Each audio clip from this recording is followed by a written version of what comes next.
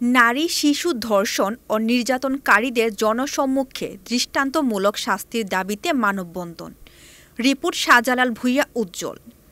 শিশু আসিয়া সহ সারা দেশে অসংখ্য নারী ও শিশু নির্যাতনের প্রতিবাদে আজ সকালে জাতীয় প্রেসক্লাবের সামনে মানববন্ধনের আয়োজন করে নারী অধিকার আন্দোলন।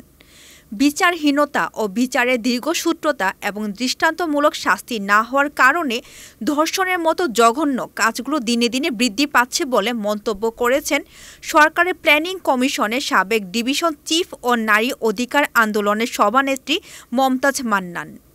তিনি বলেন, আজ নারী ও কন্যা শিশুরা নিরাপদ নয়। নারী ও শিশু ধর্ষণের কারণে দেশবাসী মর্মাহত, সেই সাথে আমরাও মর্মাহত।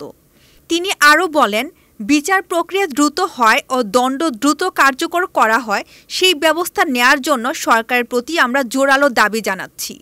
নারী নেত্রী নাজমুন নাহার বলেন, বিগত ১৭ বছরে রাস্তায়, শিক্ষা প্রতিষ্ঠানে, গণপরিবহনে, স্কুলে ও কলেজে এবং চাকরির ক্ষেত্রে অসংখ্য নারী ও শিশু ধর্ষণের শিকার হয়েছে।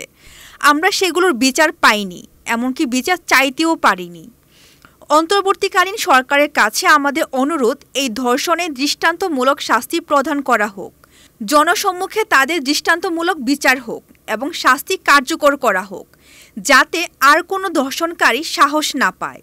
বিশিষ্ট লেখিকা নুরুন্নাহার খানম বলেন, আগে এসিড ছোড়া সংস্কৃতি ছিল। দৃষ্টান্তমূলক শাস্তি দেওয়ার পরে এসিড নিক্ষেপ যেমন কমেছে, তেমনি আমরা আশা করব ধর্ষকদের, নারী শিশু নির্যাতনকারীদের জনসম্মুখে শাস্তি প্রদান করা হবে। তাহলে তারা আর ধর্ষণ ও নির্যাতন করার মতো সাহস কেউ পাবে না। লালমাটিয়া মহিলা কলেজের অধ্যাপক আফিফা মুশতারি বলেন, ধর্ষণের মতো একটি জঘন্য অপরাধের প্রতিবাদ জানাতে আজ এখানে নারী অধিকার আন্দোলনের পক্ষ থেকে দাঁড়িয়েছি আমরা। যে অপরাধটা এত বছর ধরে দৃষ্টান্তমূলক শাস্তি আমরা দেখিনি, যার জন্য এটা এত বড় হয়েছে, শেষ পর্যন্ত এখানে এসে ঠেকেছে, আমরা এই কাজের ধিক্কার জানাই। এ সময় সরকারের প্রতি কয়েকটি প্রস্তাব তুলে ধরা হয়। সেগুলো হচ্ছে: ১. নারী ও কন্যা শিশু নির্যাতন বন্ধে বিদ্যমান আইনের কার্যকর প্রয়োগ নিশ্চিত করতে হবে। ২. দোষী ব্যক্তিদের অতি দ্রুত আইনের আওতায় এনে যথাসময়ে দৃষ্টান্তমূলক শাস্তির ব্যবস্থা করতে হবে। ৩. বিশেষ ট্রাইব্যুনালের মাধ্যমে বিচার কাজ সম্পন্ন করতে সরকার পদক্ষেপ নেবেন। সেক্ষেত্রে শরিয়া আইনে বিচার করা যেতে পারে। কঠোর দণ্ডবিধি প্রয়োগ করতে হবে। এ সময় সমাজের বিভিন্ন শ্রেণী পেশার বিশিষ্ট ব্যক্তিবর্গ মানববন্ধনে অংশ নেন। এতক্ষণ আপনাদের সাথে ছিলাম রেহানা সুলতানা প্রীতি।